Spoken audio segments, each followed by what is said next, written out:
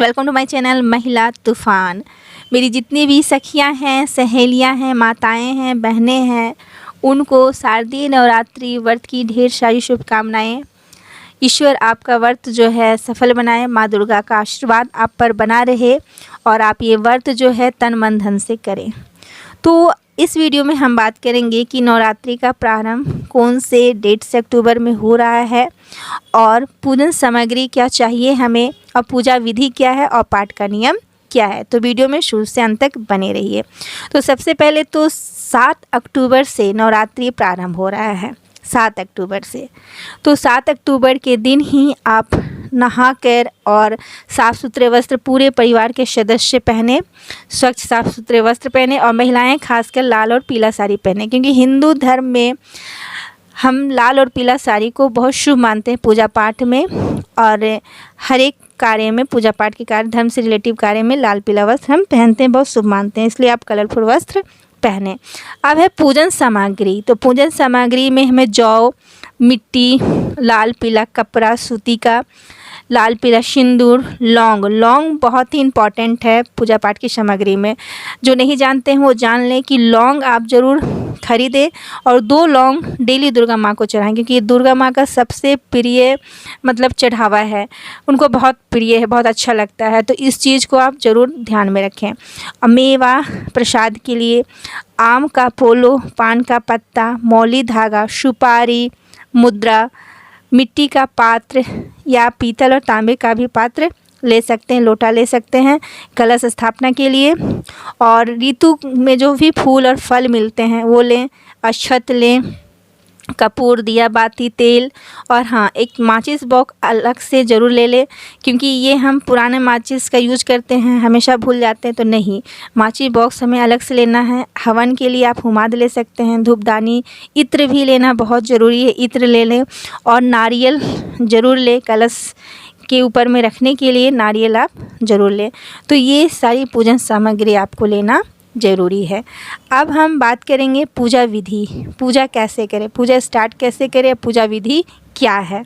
तो पूजा विधि है कि जिस प्लेस पे, जगह पे हमें पूजा करना है वहाँ साफ़ सुथरा अच्छा से पोछा मार देना, अच्छे से साफ़ सुथरा कर देना है। उसके बाद संभव हो तो चौकी, आम की चौकी होनी चाहिए, बहुत शुभ माना जाता है। छठ में भी आम की लकड़ियों से ठेकुआ वगैरह बनाया जाता है। इस तरह से आम की लकड़ी पूजा पाठ में बहुत शुभ माना जाता है। तो आपके पास अगर आम की चौकी हो तो बहुत अच्छी बात है, नहीं तो जो भी चौकी हो, नई चौकी होनी चाहिए। पीढ़ा से आप मत काम करें, जो घर में यूज होता है उससे नहीं, कोई नई चौकी, साफ़ सुथरी चौकी सिर्फ पूजा पाठ के लिए आप एक स्पेशल रखें। और आम की चौकी हो तो बहुत अच्छी बात है, उसे आप लें। उसके बाद उस चौकी को झाड़ पोंछ लें, साफ़ कर लें। उसके बाद पीला कपड़ा उस पर बिछा दें। उसके बाद मिट्टी का बर्तन में मिट्टी और जौ लें। तो जौ को आप अगर दूसरे दिन ही पानी में रख देते हैं तो उससे जौ कुछ अंकुरित हो जाता है, तो फूल जाता है। उसके बाद आप उसको मिट्टी में मिलाते हैं और मिट्टी में भी अगर पानी, साफ़ सुथरी मिट्टी लेते हैं तो उसमें थोड़ा पानी का छींटा मार देते हैं।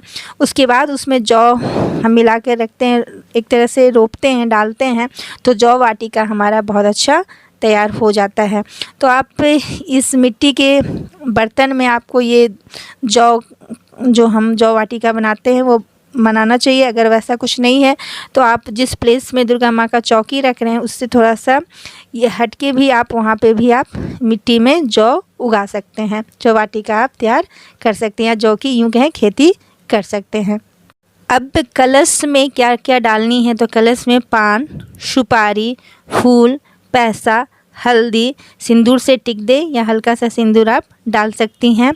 उसके बाद नारियल लें और नारियल में रक्षा सूत्र या जो मोली मिलता है, कलरफुल धागा, उसे नारियल को बांध दें। कलश में भी थोड़ा सा रक्षा सूत्र बांधें और उसके बाद सिंदूर लगाएं और हो सके तो हल्दी और सिंदूर से कुछ सजाएं भी आप, और जिससे कि माता का जो दरबार है या पूजा का जो स्थल है वो सुशोभित हो।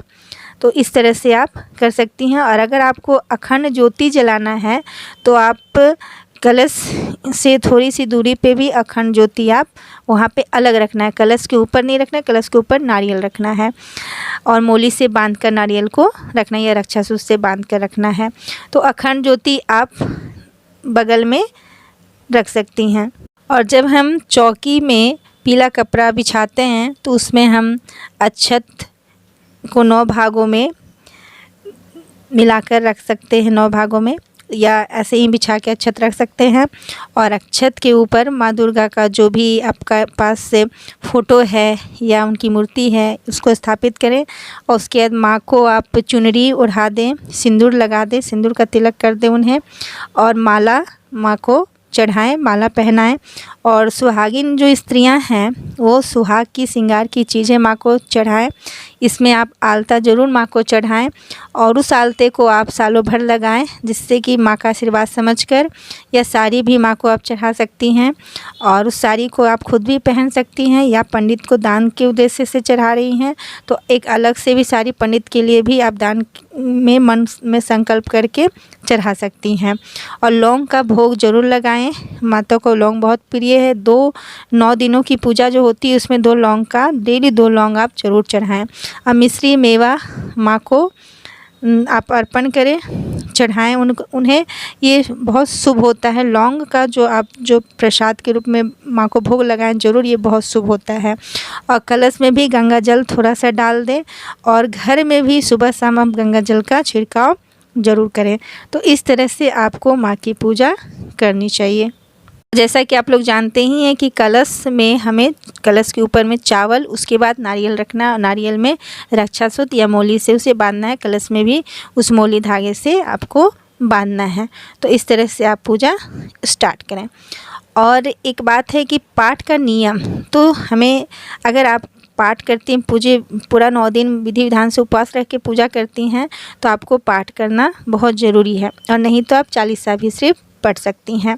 तो पाठ में एक श्री दुर्गा सप्तशती सचित्र एक किताब आती है माँ दुर्गे की, उसे आप ज़रूर खरीदें। उसमें 13 अध्याय होता है। तो अगर आप सकती हैं या सकते हैं तो एक बार में पाठ पढ़ लें, और एक बार में अगर नहीं पढ़ पाते हैं तो फिर आप सुबह पढ़ें आधा, फिर आधा शाम में पढ़ें, या जब भी दिन में आपको टाइम मिले वो पाठ पढ़ें। और आरती आपको दोनों समय सुबह शाम करनी है कपूर जला के, और गंगा जल का छिड़काव भी करना है पूरे परिवार के सदस्य पे घर में। और जहाँ भगवान की पूजा, माँ दुर्गे की पूजा हो रही है और जहाँ आपके भगवान भी निवास करते हैं, जहाँ भी देवी देवता हैं, वहाँ भी आप गंगा जल का छिड़काव करें। दुर्गा माँ का स्मरण करते हुए ओम दुर्गा देवियाय नमः का स्मरण करते हुए माँ दुर्गा की आप पूजा शुरू करें। तो इस तरह से आप माँ दुर्गा की पूजन की सामग्री, पूजा विधि और माँ दुर्गा की आप पूजा कर सकते हैं, उन्हें प्रसन्न कर सकते हैं। कहा जाता है कि आपकी जौ की जो वाटिका होती है वो जितनी अच्छी उसकी खेती होती है उतना ही माँ दुर्गा आप पे प्रसन्न होती है। तो आप जौ जो मिट्टी में लगाते हैं वो बहुत ध्यान रखे लगाएं। जैसे कि मैंने बताया कि जौ लगाने से पहले साफ़ स्वच्छ पानी में उसे फूलने दे दें। मिट्टी भी थोड़ी सी गीली होनी चाहिए और मिट्टी का पात्र में ही आप जौ उगाएं, जो बहुत ही बेस्ट होता है। और उसके बाद आप गीली मिट्टी में जौ को मिला के रखें और पानी छिड़क के उस तरह से उगाएं, तो आपका जो है जौ वाटिका बहुत अच्छे से तैयार होगा। तो आज की वीडियो में बस इतना ही। वीडियो अच्छी लगी हो तो लाइक करें, शेयर करें, कमेंट करें। मेरे चैनल पर नए हैं तो सब्सक्राइब करें। जय माँ दुर्गे। धन्यवाद।